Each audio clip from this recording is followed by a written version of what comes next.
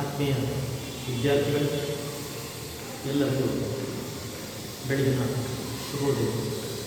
ಇಂದು ನಾವು 8ನೇ ತರಗತಿ ಪದ್ಯಭಾಗವಾದಂತಹ ಜೀವನ ದರ್ಶನವನ್ನು ಕುರಿತು ಈ ತರಗತಿಯಲ್ಲಿ ತಿಳ್ಕೊಳ್ಳೋಣ. ಮೊದಲನೇದಾಗಿ ಕೀರ್ತನ ಸಾಹಿತ್ಯ ಸುಮಾರು 15-16ನೇ ಶತಮಾನದಲ್ಲಿ ಕಂಡುಬಂದಂತಹ ಸಾಹಿತ್ಯ ಪರಂಪರೆ. ಈ ಸಾಹಿತ್ಯ ಪರಂಪರೆಯಲ್ಲಿ ಅತ್ಯಂತ ಜನಪ್ರಿಯ ದಾಸಶ್ರೇಷ್ಠರು ಅಂದರೆ ಪುರಂದರದಾಸರು, ಕನಕದಾಸರು. ಅದರಲ್ಲೂ ಪುರಂದರದಾಸನ ಕರ್ನಾಟಕ ಸಂಗೀತ ಪಿತಾಮಹ ಅಂತ ನಾವು ಬಿರುದಿನಿಂದ ಕರಿತೀವಿ. ಅವರಷ್ಟೇ ಶ್ರೇಷ್ಠ ಕೀರ್ತನೆಗಳನ್ನು ಕನ್ನಡ ಸಾಹಿತ್ಯ ಲೋಕಕ್ಕೆ ಸಮಾಜಕ್ಕೆ ಕೊಟ್ಟಂತಹ ಮತ್ತೊಬ್ಬ ಮಹಾನ್ ಭಾವ ಕನಕದಾಸರು. ಆ ಕನಕದಾಸರ ಕೀರ್ತನೆಗಳು ಹಾಡಲು ಯೋಗ್ಯವಾದಂತಹ ರಾಗಬದ್ಧವಾಗಿ, ಲಯಬದ್ಧವಾಗಿ, ತಾಳಬದ್ಧವಾಗಿ, ಒಟ್ಟಾರೆ ಸಂಗೀತ ಕ್ಷೇತ್ರಕ್ಕೂ ಸಾಮಾಜಿಕ ಆಧ್ಯಾತ್ಮಿಕ ಕ್ಷೇತ್ರಕ್ಕೂ ಒಳ್ಳೆಯ ಒಂದು ಸಾಹಿತ್ಯದ ಸಿರಿಯನ್ನು ಉಳಿಸಿದಂತಹ ಮಹನೀಯರು, ದಾಸಶ್ರೇಷ್ಠದ ಎರಡು ಕಣ್ಣುಗಳನ್ನು ಕೂಡ ತಪ್ಪಾಗಲಾರದು ಪುರಂದರದಾಸರು, ಕನಕದಾಸರು. ಉಳಿದಂತೆ ವ್ಯಾಸರಾಯರು, ರಾಯದಾಸರು, ಜಗನ್ನಾಥದಾಸರು, ವಿಠಲದಾಸರು ಮುಂತಾದಂತಹ ಸಾಕಷ್ಟು ಕೀರ್ತನಕಾರರು ಆ ಭಕ್ತಿ ಸಾಹಿತ್ಯ ಚಳವಳಿಯನ್ನು ಶ್ರೀಮಂತಗೊಳಿಸಿದ್ದಾರೆ. ಮಕ್ಕಳೇ, ಆ ಒಂದು ದಾಸ ಸಾಹಿತ್ಯದ ಪರಮ ಗುರಿ ಏನಪ್ಪ?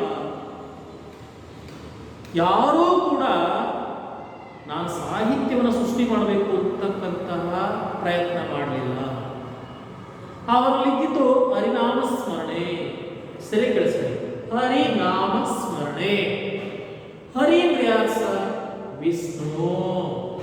ವಿಷ್ಣುವಿನ ನಾಮದ ಜಪದಲ್ಲೇ ತನ್ನ ಬದುಕನ್ನ,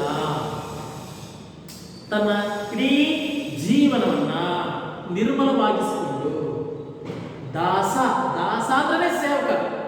ನಾನು ಹರಿಯ ಸೇವಕ. ಪ್ರತಿ ಕ್ಷಣ ಪ್ರತಿ ನಿಮಿಷನೂ ಕೂಡ ಆ ಹರಿಧ್ಯಾನದಲ್ಲೇ, ಆತನ ಭಕ್ತಿಯಲ್ಲೇ ತನ್ನನ್ನು ತಾನು ತನ್ಮಯತೆಯಿಂದ ತೊಡಸ್ಕೊಳ್ಳೋದ್ರ ಮೂಲಕ, ಬದುಕನ್ನು ಸ್ವಚ್ಛವಾಗಿಸಿಕೊಳ್ಳೋದ್ರ ಮೂಲಕ, ಸಮಾಜಕ್ಕೆ ಹೊಸ ತಿಳಿವನ್ನು ಕೊಡೋದ್ರ ಮೂಲಕ ಆ ಭಕ್ತಿ ಸಾಹಿತ್ಯ ಒಂದು ವಿನೂತನವಾದಂತಹ ಛಾಪನ್ನು ಮೂಡಿಸಿದೆ ಎಂದು ಕೂಡ ತಪ್ಪಾಗಲಾರದು. ಅಂತಹ ಮಹನೀಯರ ಸಾಲಿಗೆ ಸೇರ್ತಕ್ಕಂತಹ ಹರಿದಾಸರು ಯಾರ್ಯಾರಪ್ಪ ಅಂದರೆ ಶ್ರೀಪಾದರಾಯರು, ಎರಡನೇದಾಗಿ ವಿಜಯದಾಸರು, ಮೂರನೇದಾಗಿ ಪುರಂದರದಾಸರು, ಕನಕದಾಸರಿಗಳೆಲ್ಲ ನಾವು ಬಗ್ಗೆ ಸಾಕಷ್ಟು ಹೇಳಿದ್ರು.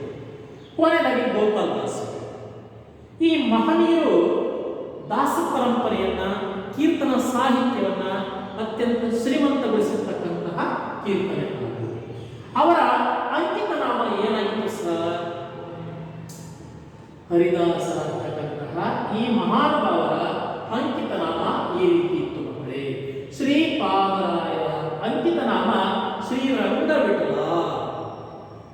ಎರಡನೇದಾಗಿ ವಿಜಯದಾಸರ ಅಂಕಿತ ನಾಮ ವಿಜಯ ವಿಠಲ. ಮೂರನೇದಾಗಿ ಪುರಂದರದಾಸರ ಅಂಕಿತ ನಾಮ ಪುರಂದರ ವಿಠಲ. ನಾಲ್ಕನೇದಾಗಿ ಕನಕದಾಸರ ಅಂಕಿತ ನಾಮ ಅವರ ಆರಾಧ್ಯ ದೈವ ಗಾಗಿ ನೆಲೆಯಾದ ಕೇಶವ. ಗೋಪಾಲದಾಸರ ಅಂಕಿತ ನಾಮ ಗೋಪಾಲ ವಿಠಲ. ಮಕ್ಕಳೇ, ಇದನ್ನ ಒಂದ್ ಕಡೆ ಎಲ್ಲಾರ ಬರ್ಕೊಡೋ ಪ್ರಯತ್ನ ಮಾಡಿ. ಯಾಕಪ್ಪ ಅಂದ್ರೆ ಈ ಅಂಕಿತ ನಾಮಗಳ ಮೂಲಕ ಮುಂದಿನ ದಿನಗಳಲ್ಲಿ ಯಾವ ಸಿಹಿತಿ ಪರೀಕ್ಷೆಯನ್ನ ಬರೀತಕ್ಕಂತಹ ಸಂದರ್ಭ ಒದಗಿದಾಗ ಈ ಅಂಕಿತ ನಾಮಗಳು ನಿಮಗೆ ಬಹುಮುಖ್ಯವಾಗಿ ಸಹಾಯ ಕೊಡ್ತವೆ. ಇಷ್ಟು ಒಂದು ದಾಸ ಸಾಹಿತ್ಯದ ಒಂದು ಪರಿಕಲ್ಪನೆ. ಅಂದ್ರೆ ವಚನ ಸಾಹಿತ್ಯದ ನಂತರ ಕನ್ನಡ ಸಾಹಿತ್ಯಕ್ಕೆ ತನ್ನದೇ ಆಗಿರ್ತಕ್ಕಂತಹ ಒಂದು ಕೊಡುಗೆಯನ್ನು ಕೊಟ್ಟಂತಹ ಸಾಹಿತ್ಯ ಪ್ರಕಾರ ಕೀರ್ತನೆ. ಈಗ ಕೀರ್ತನೆಯ ಪ್ರಮುಖ ಉದ್ದೇಶವೇನು, ಅದರ ಲಕ್ಷಣಗಳನ್ನು ಏನು ಅಂತಕ್ಕಂಥದ್ದನ್ನ ಒಂದು ಎರಡು ಮಾತುಗಳಲ್ಲಿ ತಿಳಿಯುವ ಮೂಲಕ ನಾವು ಮುಂದೆ ಸಾಗೋಣ. ಮಕ್ಕಳೇ, ಪಠ್ಯದ ಪ್ರವೇಶಕ್ರಮೆ ಪದ್ಯಭಾಗ 7 ಶೀರ್ಷಿಕೆ ಜೀವನ ದರ್ಶನ. ಆ ಜೀವನ ದರ್ಶನ ಅಂತಲೇ ನಾವು ಆ ಪಾಠದ ತಿರುಳನ್ನು ಗಮನಿಸಬಹುದು. ದರ್ಶಿಸು ಅಂದರೆ ತೋರಿಸು, ಪ್ರದರ್ಶಿಸು, ಕಣ್ಣಿಗೆ ತೋರು. ಏನನ್ನ? ಜೀವನವನ್ನ. ಯಾವ ಜೀವನ?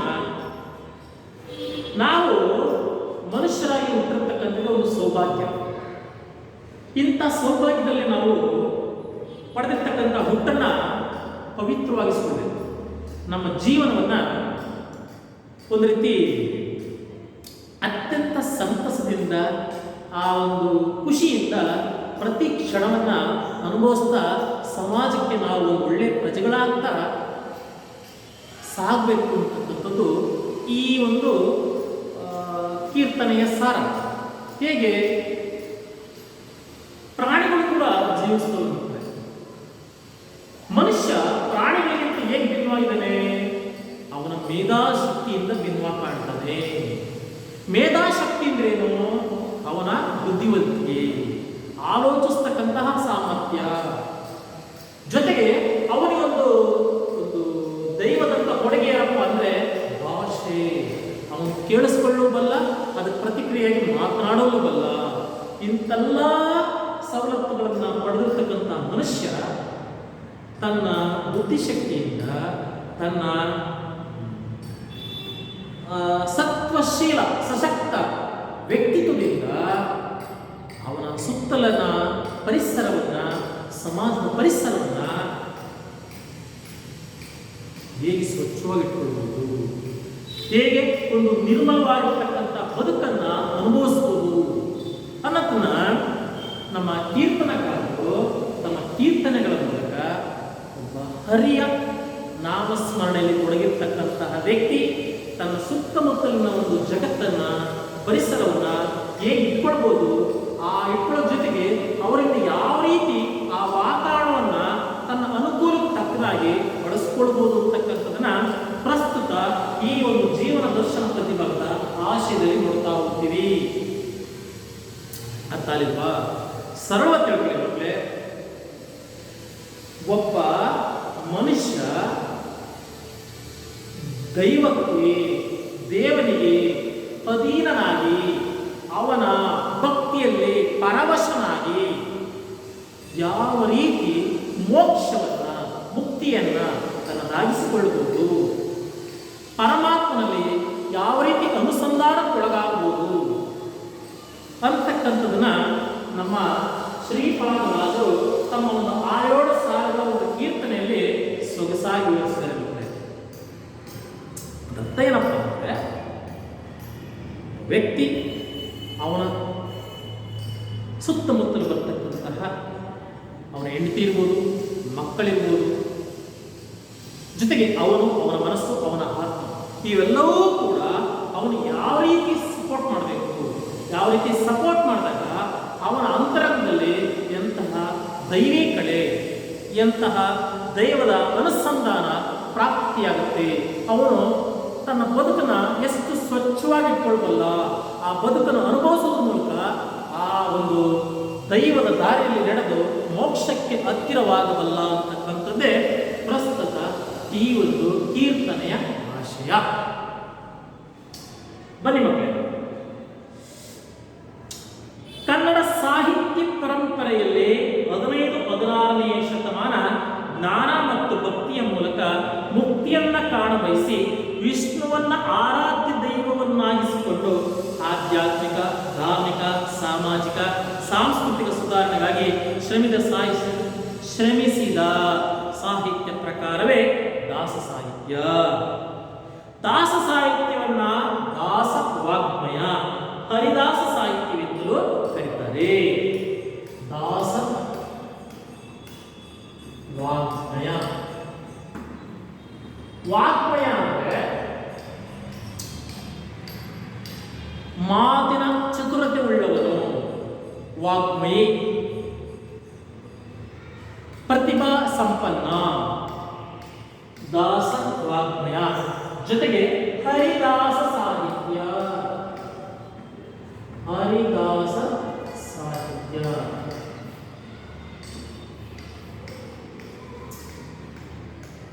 ಕೀರ್ತನಾ ಸಾಹಿತ್ಯವನ್ನ, ಈ ಭಕ್ತಿ ಸಾಹಿತ್ಯವನ್ನ ದಾಸ ವಾಗ್ಮಯ ಅಂತಲೂ ಕರೀತಾರೆ, ಹರಿದಾಸ ಸಾಹಿತ್ಯ ಅಂತಲೂ ಕರೀತಾರೆ.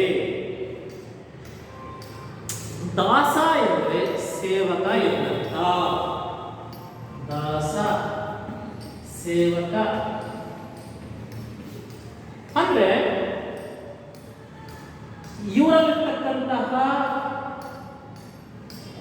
ಸನ್ಯಾಸತ್ವ ಗುಣದಿಂದ ನಾವು ಹರಿನಾಮ ಸ್ಮರಣೆ ಮಾಡತಕ್ಕಂತಹ ಹರಿದಾಸರು, ಹರಿಯ ಸೇವಕರು ಎಂಬ ಅರ್ಥದಲ್ಲಿ ಇವರು ತನ್ನ ತಾನು ಬಿಂಬಿಸಿಕೊಳ್ಳುವ ಪ್ರಯತ್ನ ಮಾಡ್ತಾರೆ. ಶ್ರೀ ಹರಿಯಲ್ಲಿ ಭಕ್ತಿಯನ್ನಿಟ್ಟು ಮನಸ್ಸನ್ನ ನಿರ್ಮಲ ಮಾಡಿಕೊಂಡು ತ್ಯಾಗ ಜೀವನ ನಡೆಸುತ್ತಾ ಹರಿನಾಮ ಸ್ಮರಣೆ ಜಪಿಸುತ್ತಾ ರಚಿಸತಕ್ಕಂಥ ಸಾಹಿತ್ಯ ಇದಾಗಿದೆ. ಮಕ್ಕಳೇ, ನನ್ನ ಮಾತಲ್ಲೇ ಕೇಳಿದ್ರಿ,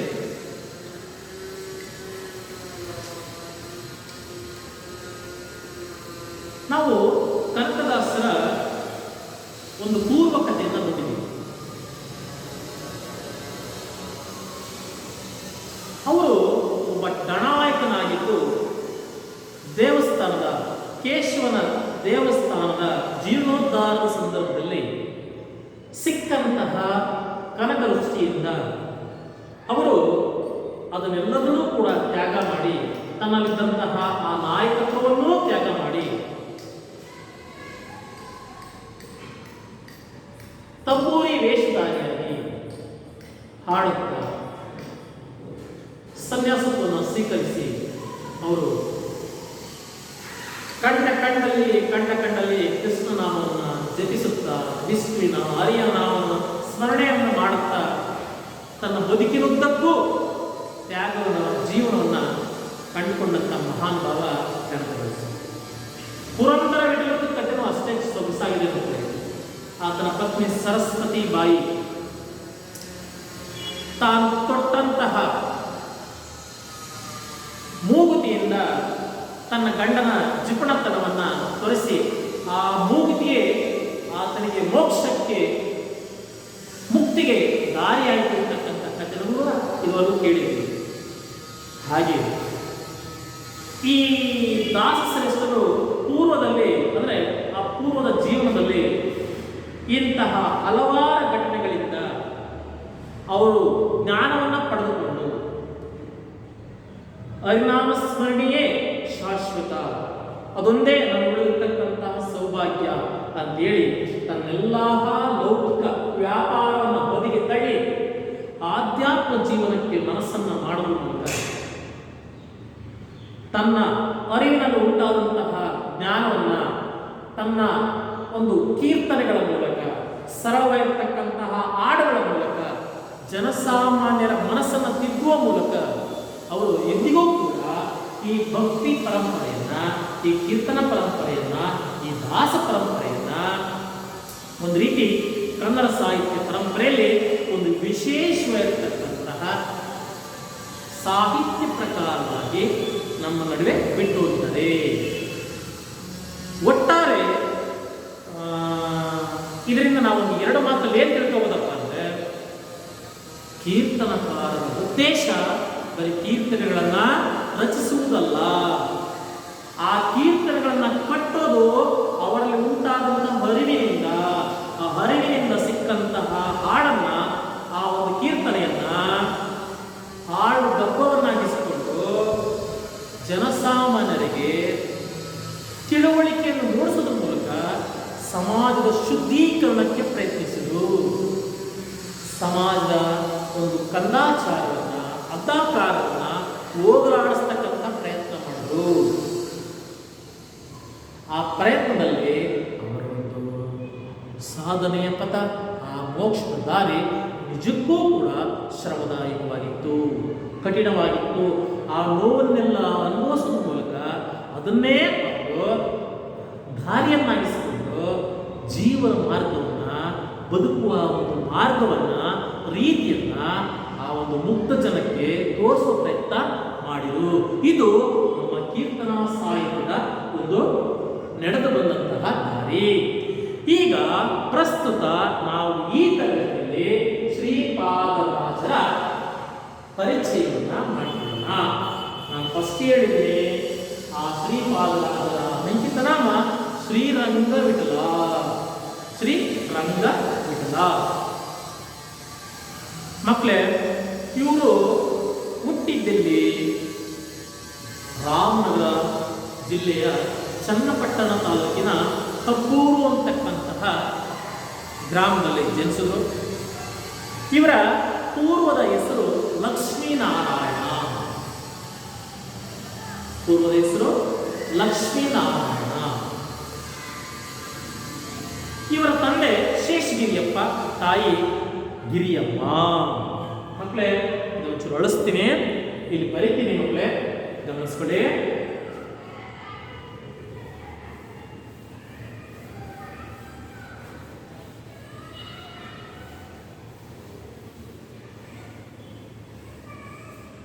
ಶ್ರೀಪಾದರಾಜರ ಅಂಕಿತ ನಾಮವೇನು?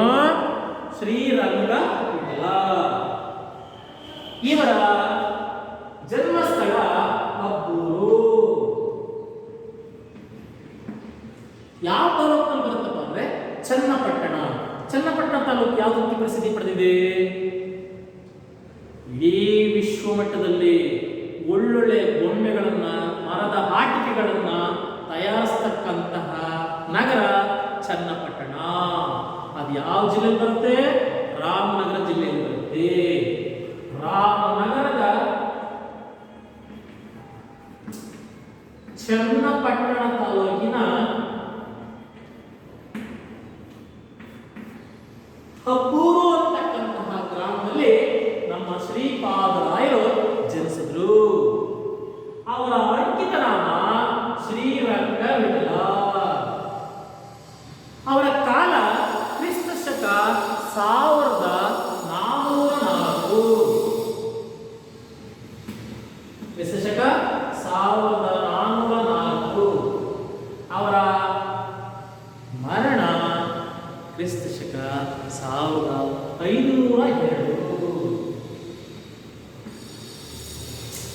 ಮಕ್ಕಳೇ, ಸುಮಾರು 98 ವರ್ಷಗಳ ಕಾಲ,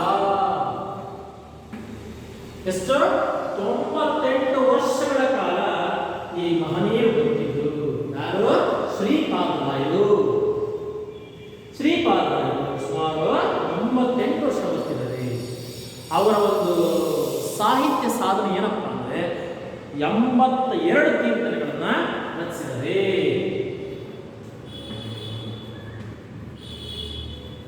ಒಂದು ದಂಡಕ. ಏನ್ ಸರ್ ದಂಡಕ ಅಂದ್ರೆ?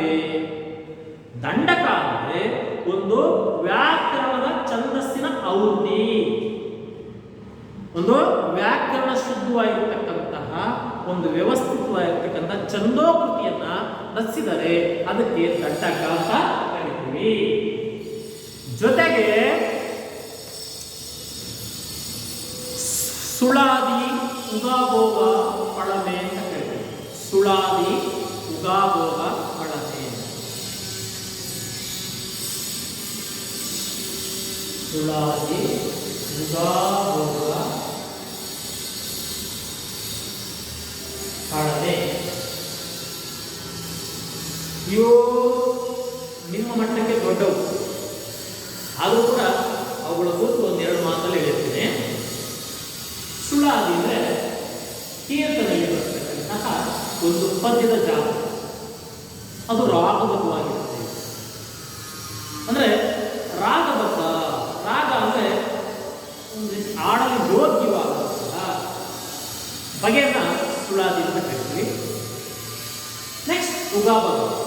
ಇದು ರಾಗಬದ್ಧವಾಗಿ ತಾಳಬದ್ಧವಾಗಿಯೂ ಕೂಡ ಇರುತ್ತೆ. ಪಳಮೆ ಅಂದರೆ ಇವೆರಡನ್ನೂ ಕೂಡ ಒಳಗೊಂಡಿರ್ತಕ್ಕಂಥದ್ದೇ ಪಳಮೆ. ಇದು ಮುಂದಿನ ದಿನಗಳಲ್ಲಿ ನೀವು ಸಾಹಿತ್ಯದ ವಿದ್ಯಾರ್ಥಿ ಆದಾಗ ಇವನ್ನ ನೀವು ಗಮನಿಸ್ಕೊಳ್ಬಹುದು. ಸುಳಾದಿ, ಉಗಾಭೋಗ, ಪಳಮೆ. ಒಟ್ಟಾರೆ ಇವರ ಸಾಹಿತ್ಯದ ಸಾಧನೆ ಕಡಿಮೆ ಅಲ್ಲ. ದಂಡಕವನ್ನು ರಚಿಸಿದರೆ, 82 ಕೀರ್ತನೆಗಳನ್ನು ರಚಿಸಿದರೆ. ಜೊತೆಗೆ ವ್ಯಾಸರಾಯರು ಅಂತಕ್ಕಂತಹ ಶ್ರೇಷ್ಠ ಕೀರ್ತನಾಕಾರರಿಗೆ ಇವರು ಗುರುಗಳಾಗಿದ್ದರು. ಯಾರು? ಶ್ರೀಪಾದರಾಜರು ಗುರುಗಳಾಗಿದ್ದರು. ಮಕ್ಕಳೇ, ಇಷ್ಟು ಸಾಕು. ಈ ತರಗತಿ ನಾವೇನು ಮಾಡಿವ? ದಾಸ ಸಾಹಿತ್ಯದ ಬಗ್ಗೆ ತಿಳ್ಕೊಂಡು ದಾಸ ಸಾಹಿತ್ಯದ ಕೆಲವು ಮಹನೀಯರಾಗಿರ್ತಕ್ಕಂತಹ ಪುರಂದರದಾಸರು, ಕನಕದಾಸರು, ಶ್ರೀಪಾದರಾಯರು, ವಿಠಲದಾಸರು, ಜಗನ್ನಾಥದಾಸರು, ಗೋಪಾಲದಾಸರ ಅಂಕಿತ ನಾಮಗಳನ್ನು ತಿಳ್ಕೊಂಡು ಜೊತೆಗೆ ಶ್ರೀಪಾದರಾಯರ ಒಂದು ಪೂರ್ವ ಜನ್ಮದ ಹೆಸರು, ಅವರ ತಂದೆ ಶೇಷಗಿರಿಯಪ್ಪ, ತಾಯಿ ಗಿರಿಯಮ್ಮ, ಮರಿಬೇಡಿ, ಶೇಷಗಿರಿಯಪ್ಪ ಮತ್ತು ಗಿರಿಯಮ್ಮ.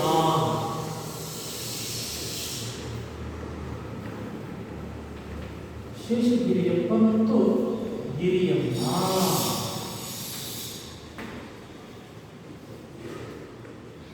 ಇವರ ಸಾಹಿತ್ಯ ಸಾಧನೆ ಅವರು ಕಾಲವನ್ನು ತಿಳ್ಕೊಂಡಾಯಿತು. ಈಗ ಅವರು ರಚಿಸಿರ್ತಕ್ಕಂತಹ ಪದ್ಯ ಭಾಗಕ್ಕೆ ನಾವು ಹೋಗೋಣ. ಹೋಗುವ ಮುನ್ನ ನಾನು ಆ ಭಾಗದಲ್ಲಿ ಬರ್ತೀನಿ, ನಿಮಗೆ ಕಾಣಲ್ಲ ಮಕ್ಕಳೇ. ಹೊಸ ಪದಗಳನ್ನು ನಾನು ಹೀಗೆ ಹೇಳ್ತಾ ಹೋಗ್ತೀನಿ. ವಿರಕ್ತಿ. ವಿರಕ್ತಿ ಅಂದ್ರೆ ಮೋಕ್ಷ, ಮುಕ್ತಿ. ವಿರಕ್ತಿ, ವೈರಾಗ್ಯ.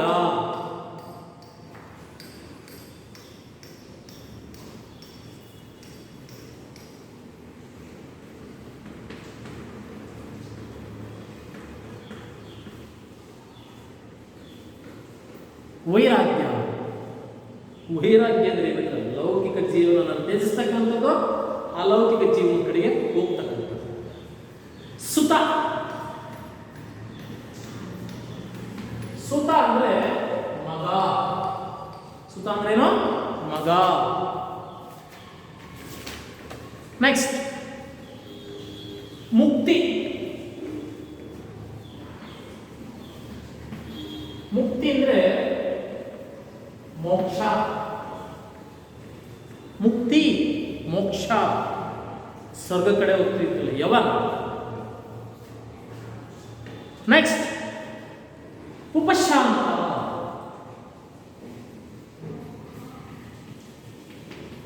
ಉಪಶಾಂತ ಅಂದ್ರೆ ನೆಮ್ಮದಿ. ಸಾಕು. ಇನ್ನೆಲ್ಲ ಪದಗಳು ಸರಳವಾಗಿದ್ದಾವೆ. ಜಾಣ್ಮೆ, ಮತ, ಇಂಥ ಪದಗಳನ್ನು ಪದ್ಯದ ನಡುವೆ ಹೇಳ್ತಾ ಹೋಗ್ತೀನಿ. ಈಗ ನೇರವಾಗಿ ನಾವು ಪದ್ಯ ಭಾಗಕ್ಕೆ ಹೋಗೋಣ. ಬನ್ನಿ.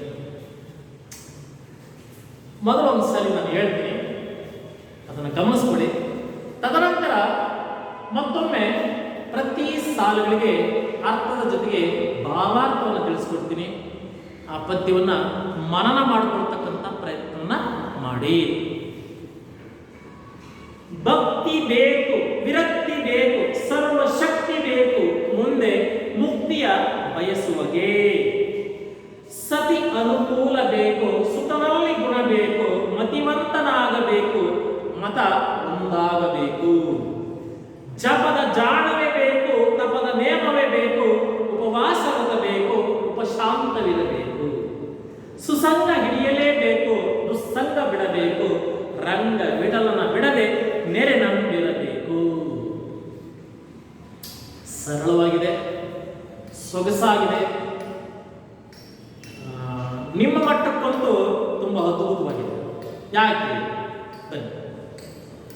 ನೀವೆಲ್ಲರೂ ದೇವಸ್ಥಾನಕ್ಕೆ ಹೋಗ್ತೀರಪ್ಪ. ದೇವಸ್ಥಾನಕ್ಕೆ ಹೋದಾಗ ದೇವ್ರ ಮುಂದೆ ನಿಂತ್ಕೊಂಡಾಗ ನಿಮ್ಮ ಮನಸ್ಸಲ್ಲಿ ಒಂದು ಏನೋ ಒಂದು devotional feel. Devotional feel that means ಆಧ್ಯಾತ್ಮದ ಒಂದು ಭಯಾನಕಿನ ಭಕ್ತಿಯ ಮನೋಭಾವನೆ ನಿಮ್ಮಲ್ಲಿ ಉಂಟಾಗುತ್ತೆ ಅಲ್ವಾ? ಅದನ್ನಿಟ್ಕೊಂಡು ಹೇಳ್ತಾರೆ, ಭಕ್ತಿ ಬೇಕು, ವಿರಕ್ತಿ ಬೇಕು, ಸರ್ವಶಕ್ತಿ ಬೇಕು, ಮುಂದೆ ಮುಕ್ತಿಯ ಬಯಸುವಗೆ. ಸತ್ಮೇಲೆ ನರಕಕ್ಕೆ ಯಾರು ಹೋಗ್ತೀರಾ ಅಂತ ಕೇಳಿದರೆ ದುಷ್ಟನು ಕೂಡ ನನಗೆ ನರಕ ಬೇಡಪ್ಪ ಅಂತಾನೆ, ನನಗೆ ಸ್ವರ್ಗನೇ ಬೇಕು ಅಂತ. ಅದರರ್ಥ ಏನು? ಸ್ವರ್ಗ ನರಕಗಳು ಇದಾವೆ ಅಂತಕ್ಕಂಥ ಕಲ್ಪನೆ ನನಗಂತೂ ಇಲ್ಲ. ಆದರೆ ಒಂದು ನಂಬಿಕೆಯನ್ನು ನಾವು ಅದನ್ನು ನಂಬಿದ್ದೀವಿ. ಏನು? ಓಹೋ, ಒಳ್ಳೇದು ಮಾಡಿದ್ರೆ ಸ್ವರ್ಗಕ್ಕೆ ಹೋಗ್ತಾನೆ, ಕೆಟ್ಟದಾಗಿ ಹೇಳಿದ್ರೆ ನರಕಕ್ಕೆ ಹೋಗ್ತಾನೆ ಅಂತಕ್ಕಂತಹ ನಂಬಿಕೆಯನ್ನು ನಾವಿದ್ದೀವಿ ಅಲ್ವಾ? ಈ ಸ್ವರ್ಗ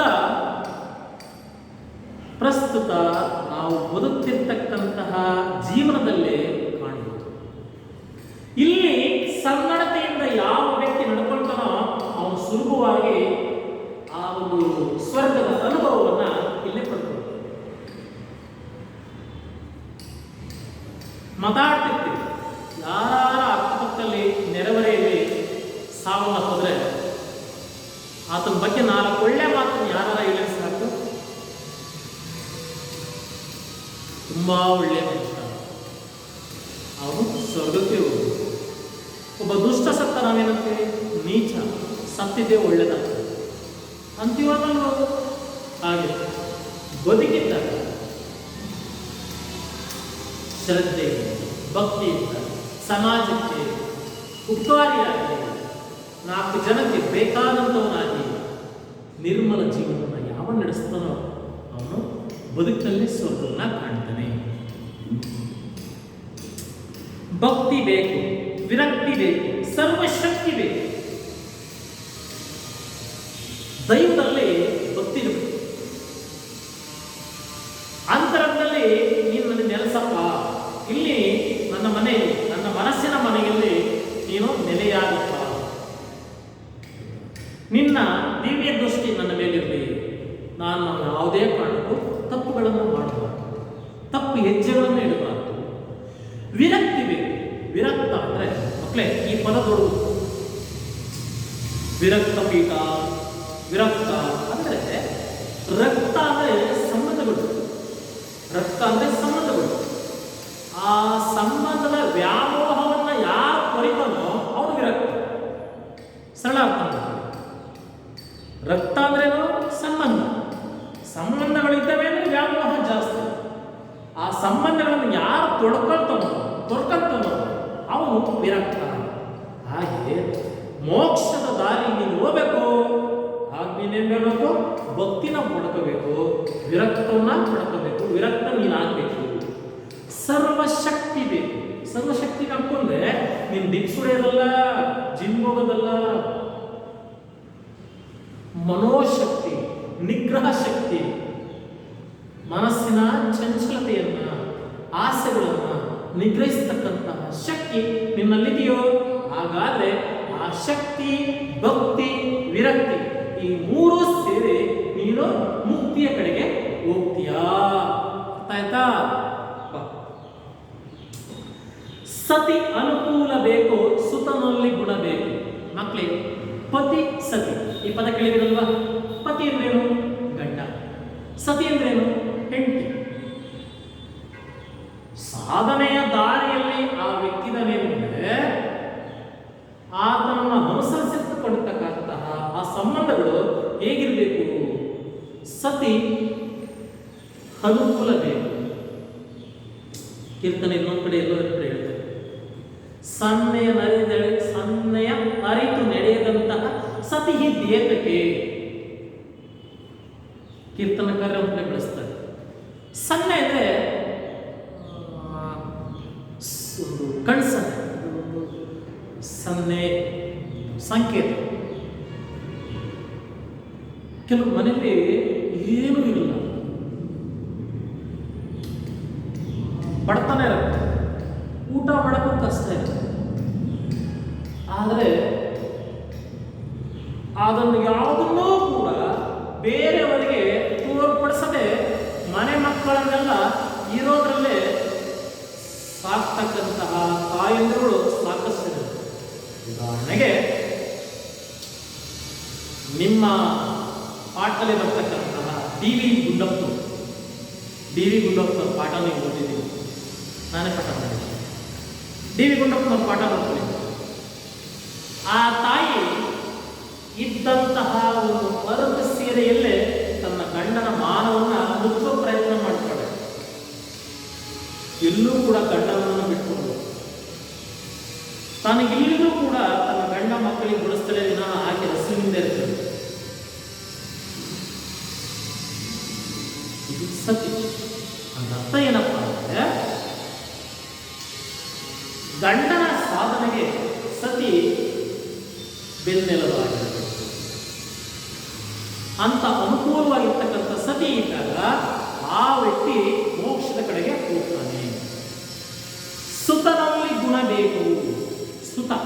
ಅಂದ್ರೆ ಯಾರಪ್ಪ ಅಂದ್ರೆ ಮಕ್ಕಳು, ಸುತ ಮಗ.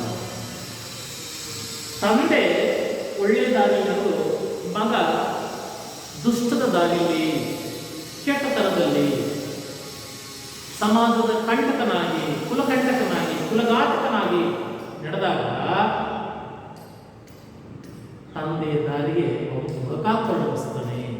ಹಾಗಾಗಿ ಯಾವ ವ್ಯಕ್ತಿ ಸಾಧನೆಯ ದಾರಿಯಲ್ಲಿದನೋ ಆ ದಾರಿಯಲ್ಲಿ ಹೋಗುವಾಗ ಆತನ ಪತ್ನಿ ಅನುಕೂಲಸ್ಥನಾಗಿರಬೇಕು. ಅನುಕೂಲ ಅಂದರೆ ತನ್ನ ಗಂಡನಿಗೆ ದಾರಿ ಮಾಡ್ಕೊಳ್ಳೋನಾಗಿರಬೇಕು.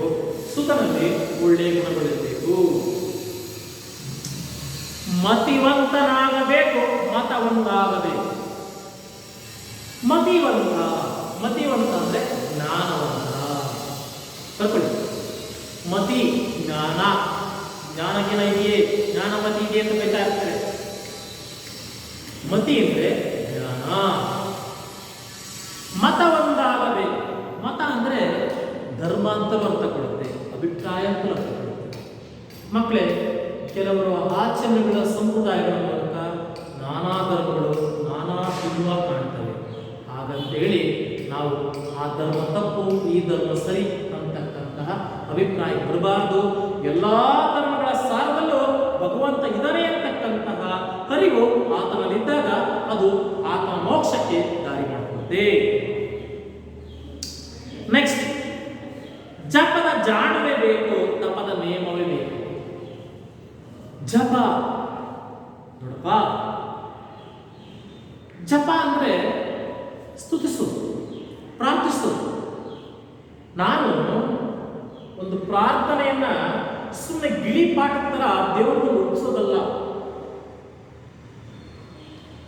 ಆ ಪ್ರಾರ್ಥನೆ ಅಂತರಂಗದಿಂದ ಬಂದಿರೋದಾಗಿದೆ. ಆ ಅಂತರಂಗದಲ್ಲಿ ನಯ, ವಿನಯ, ಭಕ್ತಿ ಇವೆಲ್ಲವನ್ನು ಒಳಗೊಂಡಿರ್ತಕ್ಕಂತಹ ಒಂದು ಭಾವ ಹೊರಬಂದಾಗ ಅದು ದೈವದ ಪದವಿಸಿರುತ್ತೆ.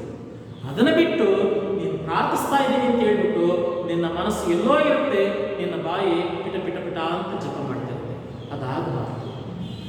ಆ ಒಂದು ಪ್ರಾರ್ಥನೆಯಲ್ಲಿ ನಿಷ್ಠೆ ಇರಬೇಕು. ತಪದ ನೇಮವೇ ಬೇಕು. ತಪದ ನೇಮವೇ ಬೇಕು. ನೇಮ ಅಂದ್ರೆ ನೇಮ, ತಪಸ್ಸು ಒಂದು ರೀತಿ. ಆ ತಪಸ್ಸು ಅಂದ್ರೆ ಎಲ್ಲರೂ ತಪ್ಪು ತಿಳ್ಕೊಂಡ್ರೆ ಕಠಿಣತೆ, ಕಾಠಿಣ್ಯತೆ ಅಂತ. ತಪ್ಪು. ಭಗವಂತನಲ್ಲಿ ನಿನ್ನನ್ನು ನೀನು ತೊಡಗಿಸ್ಕೊಂಡಾಗ ನಿನ್ನ ದೇಹದ ಅರಿವನ್ನೇ ನೀನು ಮರ್ತಿರ್ತೀನಿ. ಅಂತ ತಪಸ್ವಿ ನೀನಾಗು. ಉಪವಾಸ ವ್ರತಬೇಕು, ಉಪಶಾಂತವಿರಬೇಕು. ಅಂದ್ರೆ ನೀನು ಧ್ಯಾನದಲ್ಲಿ ತಲೀನನಾದಾಗ ಹಸಿವು, ನೀರಡಿಕೆಗಳ ಪ್ರಜ್ಞೆ ನಿನಗಿರಬಾರದು. ನಿನ್ನ ಮನಸ್ಸು ಯಾವುದಕ್ಕೂ ಆಸೆ ಪಡಬಾರದು. ಆ ಕ್ಷಣಕ್ಕೆ ನಿನಗೆ ಸಾವೇ ಬಂದರೂ ಕೂಡ ಅದನ್ನು ಸಂತೋಷದಿಂದ ಸ್ವೀಕಾರ ಮಾಡಬೇಕೇ ವಿನ ನೀನು ನನಗೆ ಅದಿಲ್ಲ ಇದಿಲ್ಲ, ನನ್ನ ಜಪದ ತೊಂದರೆ ಆಗ್ತಿದೆ ಅಂದ್ರೆ ನೀನು ಭಕ್ತಿ ಮಾರ್ಗದಲ್ಲೇ ನೀನಿಲ್ಲ. ಹಾಗಾಗಿ ನಿನ್ನ ಆ ಹಸಿವನ್ನ, ನಿನ್ನ ನೀರಡಿಕೆಯನ್ನ ತೊರೆದಿರಬೇಕು. ಅಲ್ಲೇನಿರಬೇಕು? ಉಪಶಾಂತ. ಉಪಶಾಂತ ಅಂದ್ರೆ ನೆಮ್ಮದಿ. ಆ ನೆಮ್ಮದಿ ನಿನ್ನ ಅಂತರಂಗದಲ್ಲಿರಬೇಕು. ಸುಸಂಗ ಹಿಡಿಯಲೇಬೇಕು, ದುಸ್ಸಂಗ ಬಿಡಬೇಕು. ಸುಸಂಗ ಅಂದ್ರೆ ಯೋಗ್ಯವಾಗಿರತಕ್ಕಂಥ ಸಂಘ. ನಿಮ್ಮ ಅಪ್ಪ ಅಮ್ಮ ನಿಮ್ಗೆ ಹೇಳದಿದ್ದೇನೆ, ಒಳ್ಳೆಯವರ ಸಹವಾಸ ಮಾಡಿ, ದುಷ್ಟರ ಸಹವಾಸ ಬೇಡ. ಅದರ್ಥ ಇಷ್ಟೇ. ಸಂಘದಿಂದ ಸನ್ಯಾಸಿಗೂ ಕೆಟ್ಟ ಅನ್ನೋದಂದ್ರೆ ಅರ್ಥದಂತೆ ನೀವೇನ್ ಮಾಡಬೇಕು? ನಿಮಗೆ ಇವ್ರು ಒಳ್ಳೆನಪ್ಪ, ಯೋಗ್ಯನಪ್ಪ, ಸಜ್ಜನನಪ್ಪ ಅಂತಕ್ಕಂತಹ ಸಂಘವನ್ನ ನೀವು ಹಿಡಿದಿರಬೇಕು. ದುರ್ಜನರ ಸಂಘದಿಂದ ದೂರ ಇರಬೇಕು. ಅರ್ಥ ಏನಪ್ಪ ಅಂದ್ರೆ ನಮ್ಮಲ್ಲಿರ್ತಕ್ಕಂತಹ ವಾತಾವರಣವೇ ನಮ್ಮನ್ನು ದುಷ್ಟನನ್ನಾಗೂ ಮಾಡ್ಬೋದು, ಶಿಷ್ಟನನ್ನಾಗೂ ಮಾಡ್ಬೋದು. ಅರ್ಥ ಆಗ್ತಿದೆಯಾ? ಹಾಗಾಗಿ ನಾವು ಜೀವಿಸ್ತಕ್ಕಂತಹ ವಾತಾವರಣ, ನಮ್ಮ ಒಂದು ಮೋಕ್ಷದ ಒಂದು ವಾತಾವರಣ ಹೇಗಿರಬೇಕು ಅಂದ್ರೆ ನಮಗೆ ಅನುಕೂಲ ಮಾಡಿಕೊಡ್ತಕ್ಕಂತಹ ಸಜ್ಜನರ ಸಂಘ ನಮಗೆ ದೊರೆಯಬೇಕು. ದುರ್ಜನ ಸಂಘದಿಂದ ನಾವು ಆದಷ್ಟು ದೂರವಿರ್ತಕ್ಕಂಥ ಪ್ರಯತ್ನ ಮಾಡಬೇಕು. ಉದಾಹರಣೆ ನೋಡಿ ಮಕ್ಕಳೇ, ಒಂದು 2 ಗಿಳಿಗಳನ್ನ ಸಾಕೋಣ. ಕಟಕನ ಕೈಯಲ್ಲಿ ಗಿಳಿ ಕೊಟ್ಟರೆ ಏನಾಗುತ್ತೆ? ಒಳ್ಳೆ ಸನ್ಯಾಸಿ ಕೈಯಲ್ಲಿ ಗಿಳಿ ಕೊಟ್ಟರೆ ಏನಾಗುತ್ತೆ? ಸನ್ಯಾಸಿ ಕೈಲಿದ್ದಂತಹ ಗಿಳಿ ಸನ್ಯಾಸಿ ಥರನೇ ಇರುತ್ತೆ. ದುಷ್ಟನ ಕೈಲಿದ್ದಂಥ ಗಿಳಿ ಒಡೆಯೋದು ಕಚ್ಚೋದು ಮಾಡೋದು ಅರ್ಥ. ಹಾಗಾಗಿ ಮಕ್ಕಳ ಪರಿಸರ ಹೇಗಿರಬೇಕು ಅಂದರೆ ಒಂದು ರೀತಿ ಅವನ ಬೆಳವಣಿಗೆಗೆ ಪೂರ್ವವಾಗಿರಬೇಕು. ಅಲ್ಲಿ ಅವನು ಒಳ್ಳೆಯದೇ ಸಿಗ್ತಾರೆ, ಕೆಟ್ಟದರ ಅನುಭವ ಅವನಿಗೆ ಲಭಿಸ್ತಾರೆ. ರಂಗ ವಿಠಲನ ಬಿಡದೆ ನೆರೆ ನಂಬಿರಬೇಕು. ನೆರೆ ಅಂದ್ರೆ ಪೂರ್ಣ. ಆ ನನ್ನ ಹರಿಯನ್ನ, ಆ ನನ್ನ ರಂಗನನ್ನ, ಆ ನನ್ನ ವಿಠಲನನ್ನ ಸಂಪೂರ್ಣವಾಗಿ ಪೂರ್ಣವಾಗಿ ನಂಬಬೇಕು, ಅವನಲ್ಲೇ ಪರವಶನಾಗಬೇಕು ಅಂತಕ್ಕಂಥದ್ದೇ ಪ್ರಸ್ತುತ ನಮ್ಮ ಶ್ರೀಪಾದರಾಯರ ಒಂದು ಕೀರ್ತನೆಯ ಸಾರ. ಅರ್ಥ ಆಯ್ತು ಅಂತ ಭಾವಿಸ್ತೇನೆ ಮಕ್ಕಳೇ. ಒಟ್ಟಾರೆ ನನಗೆ ತಿಳಿದು ಬಂದಂತಹ ತಿಳುವಳಿಕೆ ಅಂತಂದರೆ, ಒಬ್ಬ ಮೋಕ್ಷದ ಕಡೆಗೆ, ಮುಕ್ತಿಯ ಕಡೆಗೆ ಹೋಗ್ತಾ ಇರತಕ್ಕಂತಹ ವ್ಯಕ್ತಿಗೆ ಅವನ ಸುತ್ತಮುತ್ತಲಿನ ವಾತಾವರಣ ಹೇಗಿರಬೇಕು? ಮೊದಲು ಅವರಲ್ಲಿ ಏನಿರಬೇಕು? ಭಕ್ತಿ ಇರಬೇಕು, ಸರ್ವಶಕ್ತಿ ಇರಬೇಕು, ವಿರಕ್ತನಾಗಿರಬೇಕು. ಇದು ಮೊದಲ ಅಂಶ. ಎರಡನೇ ಅಂಶದಲ್ಲಿ ಏನಿದೆ? ಅವನಿಗೆ ಅನುಕೂಲವಾಗಿರ್ತಕ್ಕಂಥ ಹೆಂಡತಿ ಇರಬೇಕು, ಒಳ್ಳೆಯ ಮಗನಿರಬೇಕು, ಅವನಲ್ಲಿ ಒಳ್ಳೆಯ ಮತೀಯ ಜ್ಞಾನ ಇರಬೇಕು, ಜೊತೆಗೆ ಅವನಲ್ಲಿ ಮತ ಒಂದಾಗಿರಬೇಕು. ಇದು ಎರಡನೇ ಅಂಶ. ಮೂರನೇ ಅಂಶ ಏನು? ಜಪ ತಪಗಳಲ್ಲಿ ನಿಷ್ಠೆ ಇರಬೇಕು. ಜಪ ಮತ್ತು ತಪಗಳಲ್ಲಿ ನಿಷ್ಠೆ ಇರಬೇಕು. ಉಪವಾಸ ಅಂಜಬಾರದು, ಮನಸ್ಸಿನಲ್ಲಿ ಉಪಶಾಂತತೆಯನ್ನು ಕಳ್ಕೊಳ್ಬಾರದು. ಇದು ಮೂರನೇ ಅಂಶ. ನಾಲ್ಕನೇ ಅಂಶ ಏನು? ಯಾವುದೇ ಕಾರಣಕ್ಕೂ ಸಜ್ಜನರ ಸಂಘದಲ್ಲಿರಬೇಕು, ದುರ್ಜನರ ಸಂಘದಲ್ಲಿರಬೇಕು. ಸಂಪೂರ್ಣವಾಗಿ ಆ ರಂಗನನ್ನು ಧ್ಯಾನಿಸುತ್ತಾ, ಆ ರಂಗನನ್ನೇ ಕಣ್ತುಂಬ ತುಂಬಿಕೊಳ್ಳುತ್ತಾ, ಅಂತರಂಗದಲ್ಲಿ ಅವನಿಗೋಸ್ಕರ ಮನೆ ಮಾಡಿಕೊಳ್ಳುತ್ತಾ ಯಾರು ಭಕ್ತಿಯ ಮಾರ್ಗದಲ್ಲಿ ಚಲಿಸ್ತಾನೋ ಅವನಿಗೆ ಮೋಕ್ಷ ಲಭಿಸುತ್ತೆ, ಮುಕ್ತಿ ತಾನು ಆಗಿಸ್ಕೊಳ್ತಾನೆ ಅಂತಕ್ಕಂಥದ್ದೇ ಪ್ರಸ್ತುತ ಈ ಒಂದು ಪದ್ಯದ ಆಶಯ. ಮಕ್ಕಳೇ, ಮನೆಗೆಲಸಕ್ಕೊಂದು ಪ್ರಶ್ನೆ ಹಾಕೊಳ್ಳಪ್ಪ. 5-6 ವಾಕ್ಯದ ಒಂದು ಪ್ರಶ್ನೆ ಇದೆ ಮಕ್ಕಳೇ. ಶ್ರೀಪಾದರು ನೀಡಿರುವ ಸಂದೇಶ ತಿಳಿಸಿ. ಶ್ರೀಪಾದರು ನೀಡಿರುವ ಸಂದೇಶವನ್ನು ತಿಳಿಸಿ. ಇದೊಂದೇ ಸಾಕು. ನಾನು ಕೊನೆಯದಾಗಿ ಒಂದು 5 ಅಂಶಗಳನ್ನು ಹೇಳಿದಲ್ಲಪ್ಪ, ಅದನ್ನು ವಿವರವಾಗಿ ಬರೆದ್ರೆ ಅದು ಮನೆಗೆಲಸ. ಇಷ್ಟು ಈ ತರಗತಿ ಒಂದು ಪಾಠವಾಗಿದೆ. ಮುಂದಿನ ತರಗತಿಯಲ್ಲಿ ನಾವು ಉಳಿದ 2 ಕೀರ್ತನೆಕಾರರಾಗಿರ್ತಕ್ಕಂತಹ ಗೋಪಾಲದಾಸರು ಮತ್ತು ವಿಜಯದಾಸರ ಪರಿಚಯವನ್ನು ಮಾಡಿಕೊಳ್ಳೋಣ. ಪಾಠ ನಿಮಗೆ ಅರ್ಥ ಆಗಿದೆ ಅಂತ ಭಾವಿಸ್ತಾ ನಾನು ಈ ತರಗತಿಯನ್ನು ಮುಗಿಸ್ತಾ ಇದ್ದೀನಿ. ಧನ್ಯವಾದಗಳು.